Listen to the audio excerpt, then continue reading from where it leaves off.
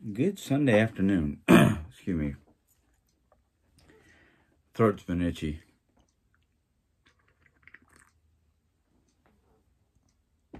I'm just hoping I ain't getting sick. But anyhow, it is Sunday. It's a beautiful day, even though it's hot and muggy. But, just because it's hot and muggy doesn't mean it can't be a beautiful day in one shape or form. This is going to actually be a Bible chat.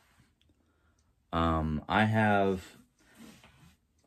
one of the Bibles I plan on keeping, which is the one that was given to us by Samaritan's Purse after they helped us with tearing down the walls and whatnot in our old house in New York. But I'm going to read it, then I'm going to show you the wording. It says here, love God, love others, dream big, trust in the Lord, believe, walk in the light, live for Him, be bold and be strong. Now, the reason why I'm reading that to you is because there's been a lot of people being naysayers about our moving, not just the trip, but our moving to Colorado. And because this says to dream big and then trust in the Lord, that it's all going to happen, that's exactly what I'm doing. But this is not about the naysayers, nor myself. And this is about God. This is about His Word.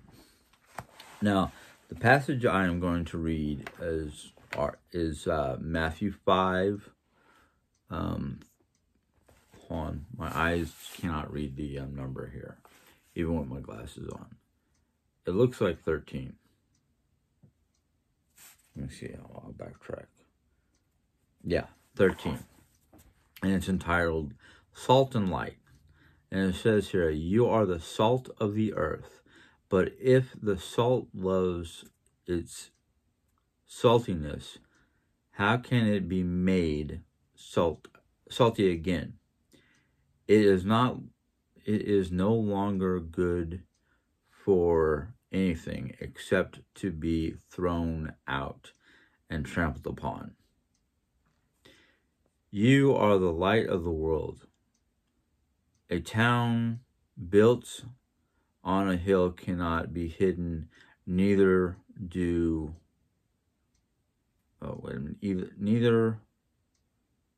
people light a lamp and put it under a bowl. Instead, they put it on its stand, and it gives light to everyone in the home. In the same way, let your light shine before others, that they may see your good deeds and glorify your Father in heaven. There's a reason for this. There's a reason for that passage. Yes, God took a handful of dirt, salt, however you want to put it, and created mankind. And He put His light within mankind. The problem is more and more people nowadays either want to deny the light, deny the presence of God. Now, I personally, my light flickers. I'll tell you that much right now. My light flickers. It's not under a bowl. It's just not out in the open for everybody to see all the time. Now, I know I'm a sinner. I know I've done a lot of wrong. There are certain sins that I will never do. Because it's one thing to deal with people who want to say that they're Christians and, but then they turn around and belittle and berate and basically gossip about others. Which, that's one of the deadly sins. That was one of the deadly sins I grew up with. In fact, there's right here, I've got a bunch of highlighted stuff that has to do with the deadly sins. I'm not going to read all the passages, but I will tell you. Murder, adultery, divorce, oath breaking, Oh, wait a minute. Nope, these are not all the deadly. These are not the deadly sins. But I mean, Bible speaks against divorce. You know, it says right here, it has been said, anyone who divorces his wife must give her a certificate of divorce. But I tell you that anyone who divorces his wife except for sexual immorality makes her the victim of adultery, and anyone who marries a divorced woman commits adultery. That's Matthew 31 to sorry, my eyes are not focusing on the itty bitty print. 33. That's one of my biggest things. Everybody's like, oh, you should, you know, in the past, a lot of people were saying we should divorce, we should divorce, we should divorce. No. Oh, no, no, no. No. Because there has been no immorality, you know, there has not been a reason for a divorce, according to the Bible. Oh, yes, I've looked at plenty of women, I'll tell you that much right now. I've looked, you know, but I've never considered it. You know, I've got too many good things going on here, and I don't mean financially, I mean emotionally. Oh, yes, we have our problems, we have our emotional breakdowns, but what couple doesn't have an emotional breakdown every so often? I mean, look at the condition. Look what's going on in my house. I know I said I wasn't going to make it about me, but just, you know, look around the house. You know, my wife is sick. I know she is because I've listened to the doctors. I heard just about everything the doctors had to say. You know, and if I wasn't there to hear the doctors, I've read the after reports. You know, I've gotten onto her, My Mercy, and looked at her information. I read the reports. You know, I tell you this. Out of the two of us, she's got a light that burns brighter than I do. You know, I am for my family. I'm all about my family. I'm all about family in general. But I am not going to let a bunch of outsiders try to put a wedge between us. You know, in fact, I will literally thank some of the outsiders because, you know, instead of putting a wedge between the two of us, they've actually boosted our connectivity. Sorry, I want to make sure that's, you know, okay, that's just a bunch of information coming across my network. You know, divorce is one of those big words. I don't mean it's a huge word, like I don't understand it, but I do understand it. Today's modern day world, divorce is simple. Oh yeah, we don't get along anymore, so we're going to get a divorce. So basically, you're going to get a divorce without probable cause just because you can't handle each other anymore. Well, one, that's a coward's way out. And two, you just turned her into an adulteress. So any male who marries her is now committing adultery. It says it right there in plain English. There's no ifs, ands, or buts about it, you know. And my biggest problem with today's world is there are too many people who want to pick and choose what they're going to listen to, what they're going to follow in the Bible. I'm not talking about, you know, me, them, whomever. I'm talking about what's in the Bible. There are so many people out there nowadays who want to pick and choose what they're going to follow and what they're not going to follow. I'm sorry. Well, most any Bible I've ever read, it's plain, simple, black and white. These are words written down by men inspired by God. You know, and granted, this is the English text. This is the translation that people made. King James Version was the first, well,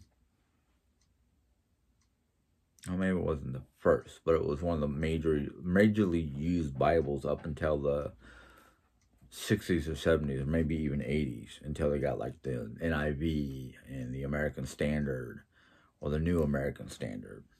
Well, I don't read the American Standard because, well, I shouldn't say I don't read it. I read it once and I went, there's a lot of stuff missing from the New American Standard that's in the NIV and the King James. In fact, one of the Bibles, if I can find it, yeah, like I said, if I can find it.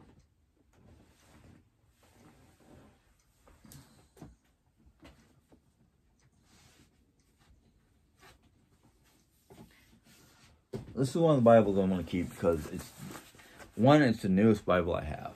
And two, it has 4 different translations of the Bible. It has the NIV, the King James. Hold on, let me open it up so I can tell you. And I opened it backwards. It is the thickest Bible I've ever owned. It's got New International, the Living Translation, New King James, and the Message. Now, I had the Message. Since it's in here, I'm getting rid of it. I have multiple NIVs. This one that I'm reading out of, I'm going to keep. I have a King James from when I was a child. My first Bible I ever received as a child. And then this New Living Translation I've never heard of before. So when I start reading through this particular Bible starting next year, I'm gonna enjoy looking at the, I'm gonna read the NIV first, and then I'm gonna enjoy looking at the other 3 to see what they have to say compared to the NIV. Now, I know a lot of people in the past did not care for the King James because the original King James, or Holy Bible as we used to call it, has words in there that we don't use on an everyday context. The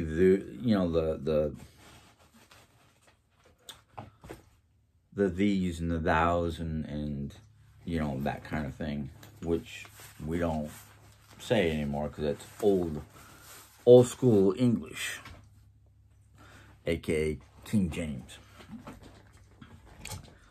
But the 1 year I took at Ozark Christian College taught me, I had a excellent Old Testament teacher, and one of the things he told us was the original text pre-King James, the Hebrew Hebrew, Latin, Aramaic, because it started out as Aramaic, then it went into Hebrew, and then Latin because of the Roman Empire. They did not use Aramaic, and Hebrew do not always use proper nouns. So, names weren't always used. Well, no, that wasn't. Is it a proper noun? I don't know.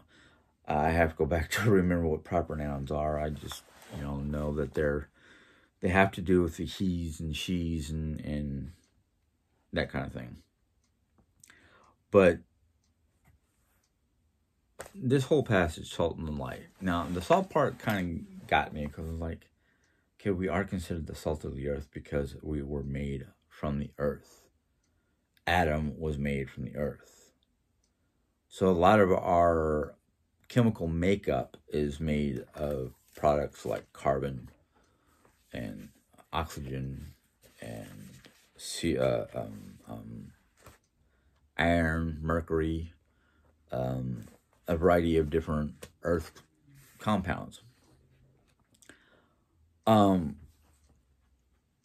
So I can understand that if we're not going to live to be proper people, if we're not going to live, I don't want to say live by the Bible because that's the only, that's the only way to live. No, it's not. But I will definitely say the Bible is something to use as a guideline for living our lives. And it speaks out against gossip. It speaks out against a lot of different things. I mean, it has a whole area about murder and a small area about adultery and divorce and an area about taking an oath and keeping your oath. Eye for an eye, love for one's enemies. And then we're getting into like giving to the needy. That's one of the reasons why I don't go to an actual church, because 3 strikes you're out, as I'm concerned, and they weren't giving. And this is before I got married. This was, Mom was having difficulty with bills when we first, well, not when we first moved out here, but, after a couple of years, things got a little tight. I think it was after my first year of Ozark Christian College, and I was having trouble with keeping jobs, and I didn't know back then. Part of the reason why was because of my my bipolarism. Talks about prayer. We're talking about fasting and the treasures of heaven, and do not worry. See, I don't worry about anything because, Bible says don't worry about it. God will help you out. Here's the one that I really wanted to get to.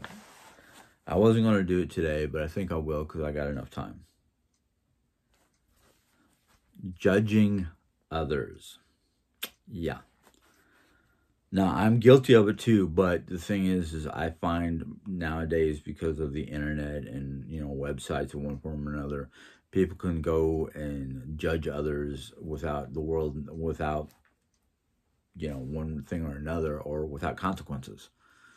Back in my day when I was growing up, before the internet, consequences were you judge somebody and you were going to have to either backpedal or try to fight a way out of your judging that person. And that's also one of the reasons why I don't think man should be judging others. That's why courts and legal systems with judges who stand on these pulpits or sit up higher than you stand, it's not kosher for me. It just doesn't feel right. Mostly because men will judge men for, earthly things. And, if we were still living in a sense of biblical times, as far back as this, let's say, I'd say probably mid-1900s.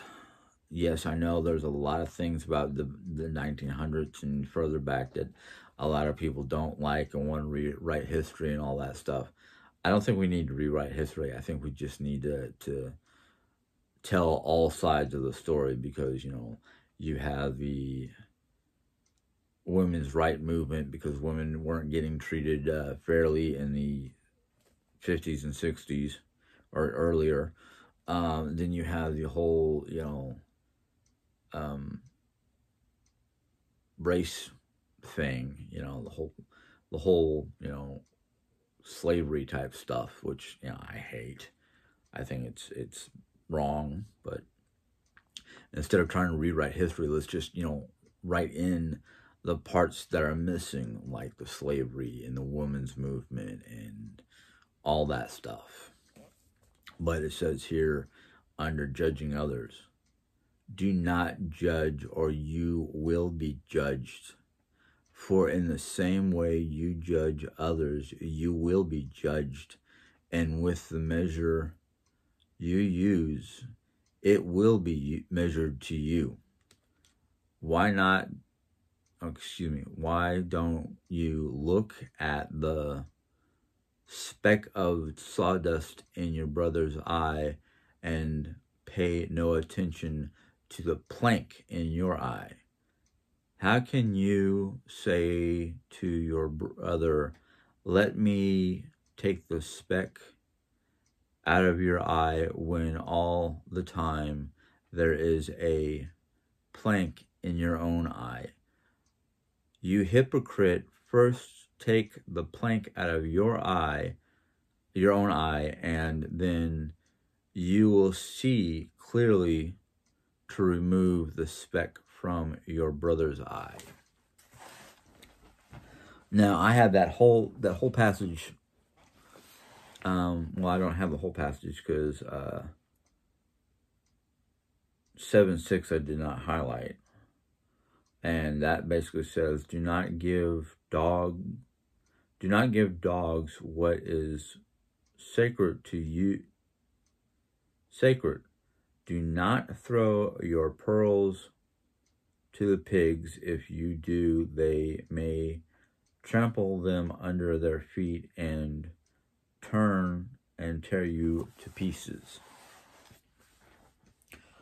Well, here's the thing. I understand that passage. I understand the whole judgment issue and whatnot, because I have been judged in one way or another all my life. If it wasn't my educational problems, it was my emotional problems. If it wasn't my emotional problems, it was my spirituality. If it wasn't my spirituality, it was my physical appearance. All those things that people use to judge me, even to this date, will be used against them. Now, people, I'm about 99.9% sure I'm going to get a whole lot of backlash for that. That's fine and dandy. They can talk their brains to the ends of the earth. But since I'm not going to retaliate, not the way I used to, they're just being a bunch of hypocrites. So it's, it's a really touch and go type area. Same with this next one, 7:7, Matthew 7:7, to Matthew 7:12. And it says, I'm not even going to read the whole thing because, everybody should know this one. Ask, seek, and knock. Basically what it's saying is, if you need something, ask for it. If you're looking for something, look for it. If you knock, a door will be open to you. So all these people who are complaining about, and this is even in the Bible and further back where it says, give to the needy. Where does it say that? Where I'm not going to read it. I'm just going to look for it. I know I saw it here a second ago. But anyhow, there's a passage in Matthew, and I think it's Matthew 5 something or other. I'm looking. Maybe it's further on. But I know there's something in here about giving to the needy. Here it is, giving to the needy. 6:1 to 6:5 it looks like. And I'm not going to read it. I've read it multiple times. But between that one and the ask, seek, and knock, that's basically, that's you as an individual looking for assistance in one way, shape, or form. Whether you're asking questions or you're seeking knowledge on your own by reading the Bible or checking out the internet or whatnot, or knocking on doors like, unemployment. That's a door you need to knock on to get help. Give to the needy. Something we don't live by anymore. And everybody wants to complain that me and Jerry are getting handouts. We're not getting handouts. At least not what we haven't earned or deserved. Her Social Security, that's something that the government gives to her because she is, by medical terms, terminal. We just don't know how long. We don't even know if we can reverse it. We're trying to either get her the medication she needs or get her whatever it is she needs or make her life easier, not harder. And there are a lot of people out there trying to make it harder on both of us. No. That, and I know for a fact that the government checks and double checks and rechecks constantly how things are going. What are the medical reports? They don't just hand out the money. They make sure that they're worthy of the money. Simple as that. But any way you look at it, she's in need. She's in need financially. So we're getting the money that we need from the government. But people want to, ridicule us for us. They want to judge us for that. Well, that's on them. That's the stick that's going to be used to measure their worthiness when we get to heaven. And then they go in to talk about prophets and the narrow gate and the wide gate. And I tell you, I've not been the best person. I've been far from the best person. But the thing is, we as human beings have been given the God-given right to make decisions, poor or not. Okay? The thing is, a lot of the decisions that should be being made should be coming from the Bible, like judging others and giving to the needy, and loving each other as you would love yourself. So I'm looking at, and granted, there are times I don't love myself. I will give you that. I am going to be as honest as possible. There are times I don't love myself. So, of course, I get angry at other people. And because it's these people's choice to go online and watch other people's videos and then, copy the video, which I think is copyright infringement, and making videos to make fun of or question the validity of the person's honesty. When, I know I've been as honest as possible. Jerry's been as honest as possible. Yeah, we might not give you all the information you seek because it's not really it's not really up to you.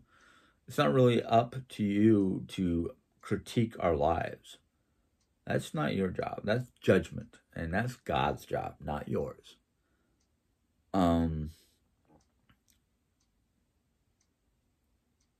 I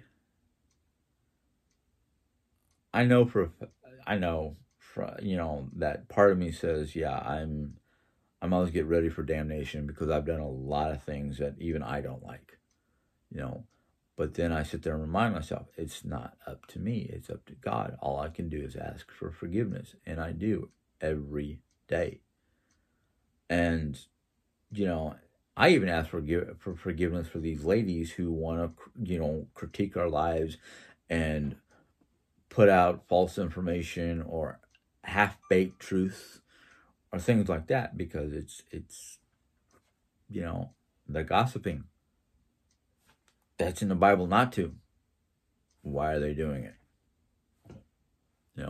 I get on and I do my videos and I'm trying my best not to put them in my videos because it's kind of hard.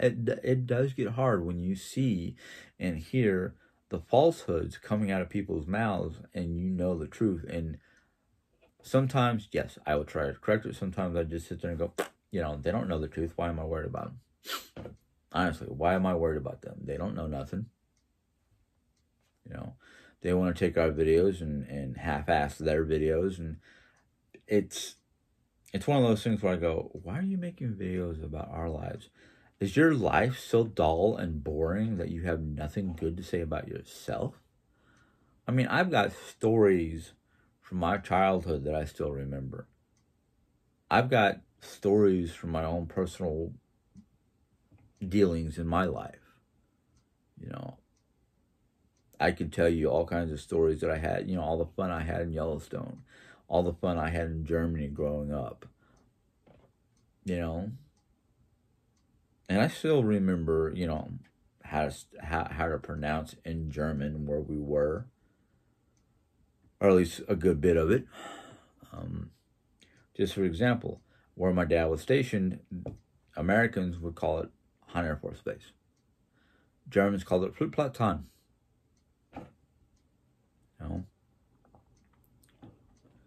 We lived a year on base, and we lived 2 years in a little town called Outlay. You know, we've seen plenty of places: Kokum, Schwarzkatze, Koblenz, Stuttgart, Frankfurt. What's that one castle that's down the hill? Shoot. Don't remember the name. Burgeltz. Just came to me. Burgeltz. So yeah, we've seen a lot of different castles. We've seen a lot of different places in Germany. You know, my family wanted to stay there, but the government wouldn't let my dad retire overseas. He had to be in the States to retire, so we never made it back to Germany. But the thing is, those people out there who want to judge other people, I'm not talking about just me. I mean, there's plenty of people who judge other people on various different forums, not just YouTube. But, you know, I've gotten to the point where I was like, okay, you want to be judgmental, that's fine. You can be judgmental, but your snide remarks and whatnot towards other people than myself, like my wife or her friends or people she knows, I don't like that. I don't take too kindly to that kind of stuff. I've got a thick skin because I've dealt with it all my life. I've been called slow. I've been called dumb. I've been called all kinds of different names because the government did not know how to analyze or deal with a child with ADHD and hyperactivity. You know, now I've got ADD. No. Is it ADD or AAD? I don't know. I think it's called ADD. But adult something disorder. But I also have bipolarism, which is fun enough as is to deal with, but when I get triggered, it's harder for me to control. So, and I do have my medications, the whole 9 yards. They do work for some extent, but not a lot.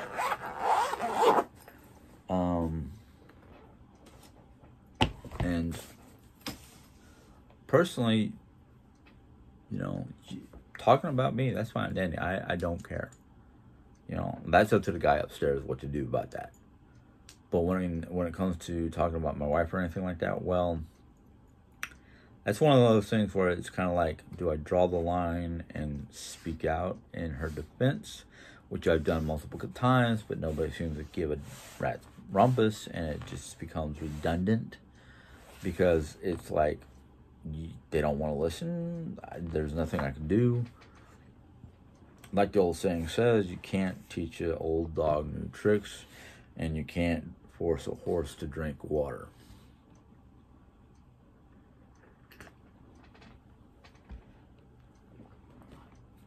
And so I leave things up to the big man upstairs. Human beings, we're all flawed. We are all flawed. You can sit there and go, oh, I'm not flawed. No, we are. We are.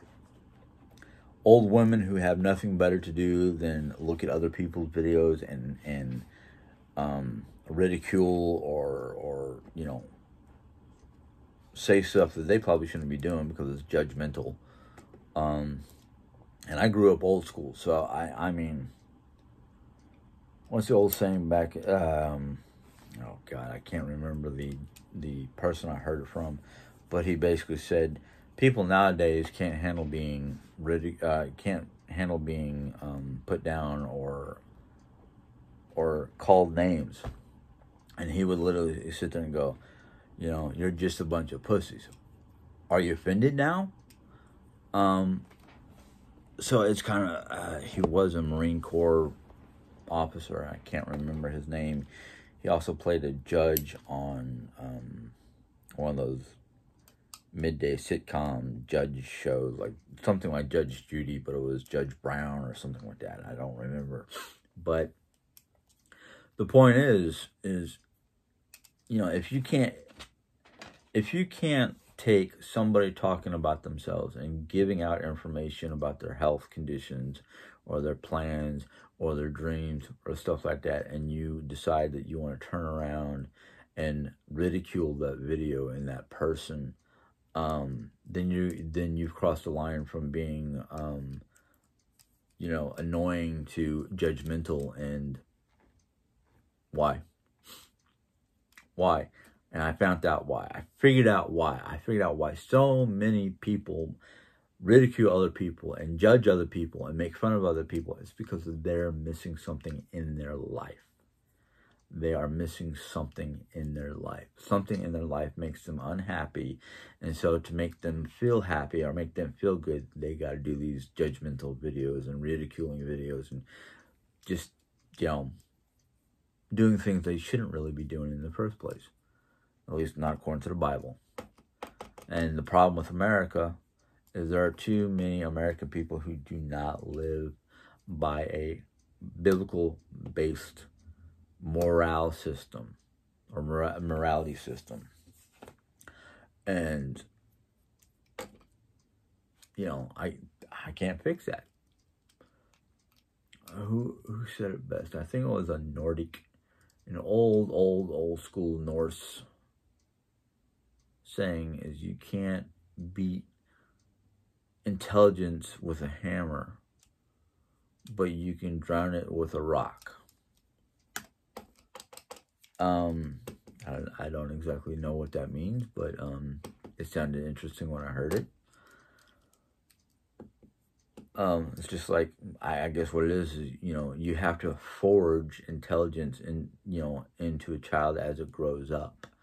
And if he doesn't grow up, then he's just going to drag everything down. He's going to be a rock that drags down the village and probably gets a lot of people hurt. Just like when they forged swords, you know, they had to use a hammer to forge a sword. And, I mean, I read enough books on Nordic upbringing from the age of the Viking. And, yeah. Children start learning a skill or a trade or learning morality and all that kind of stuff as soon as they can help mom or dad around the farmstead or homestead. And, you know, you got to teach the girls how to do, you know, what is necessary to be done while the husband is away. Or the girl is going to learn to be a tomboy and become a shield maiden and go with her husband or mate or boyfriend or whatever to the battlefield. You know, that, and back then, both men and women need to know enough to at least defend their homes from raiders, from other villages, you know, or other places. It was a rough life back then. And I'm pretty sure right now I would not be able to handle it, but if I had taken care of myself in my 20s, I probably would be able to handle living during that time. I let myself go too much in my 20s,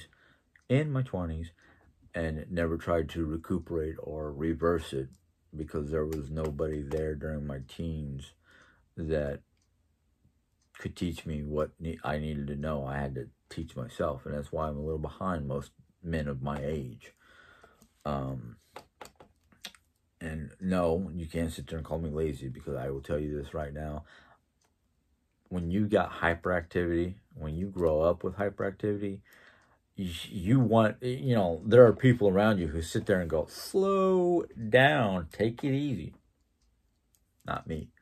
I hadn't started slowing down until I got married, because I thought I was going to have, I thought things were going to be different, but it is what it is.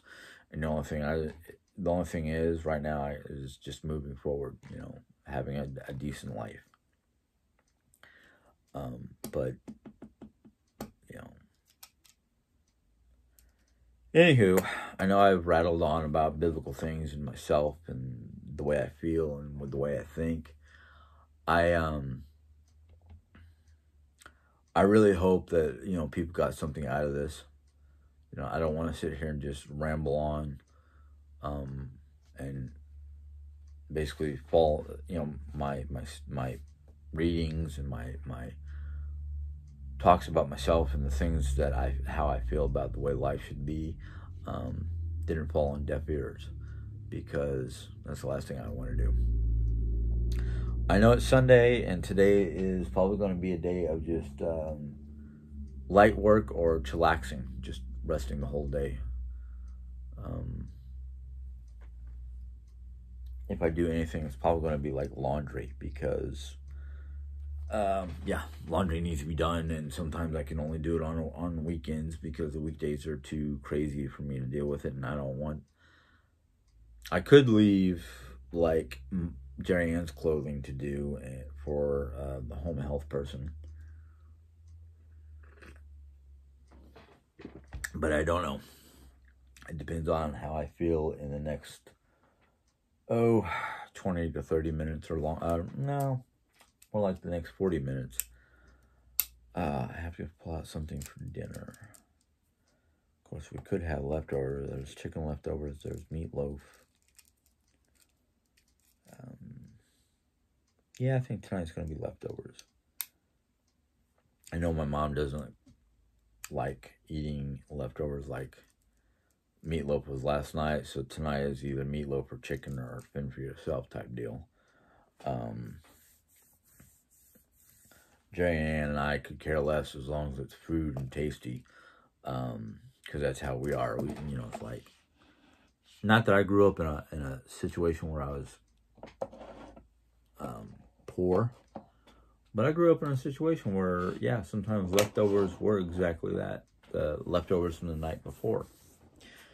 But I'm not as good as a cook as my dad, because my dad would take the leftovers and make it taste or look like something new and different than meatloaf.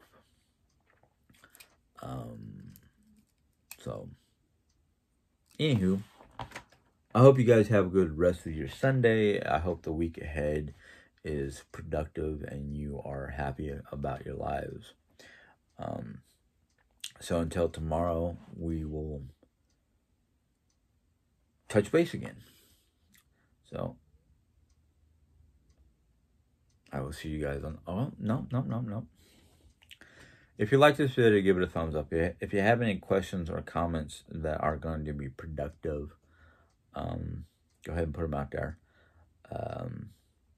I've noticed a bunch of new names that I don't recognize, and because their comments were not productive nor legit, nice, whatever you want to call it, those people are now in purgatory, and I'm not playing games anymore. So yeah, mind your P's and Q's and be like Christ. If you're new to my channel and you choose to join for positive reasons, go ahead and hit the subscribe button. And once you hit the subscribe button, little bell will pop up, and click on that, and YouTube will let you know when my next video comes out. So until then, you guys have a good day. Bye.